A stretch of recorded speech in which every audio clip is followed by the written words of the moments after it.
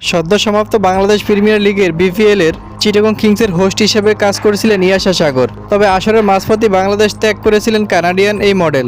আসর শেষ হওয়ার আগেই চলে যাওয়ার কারণ হিসেবে ফ্র্যাঞ্চাইজিটির বিরুদ্ধে অপেশাদারিত্বের অভিযোগ তুলেছেন ইয়াশা। এবার তার করা অভিযোগের জবাব দিয়েছে এই ফ্র্যাঞ্চাইজিটি।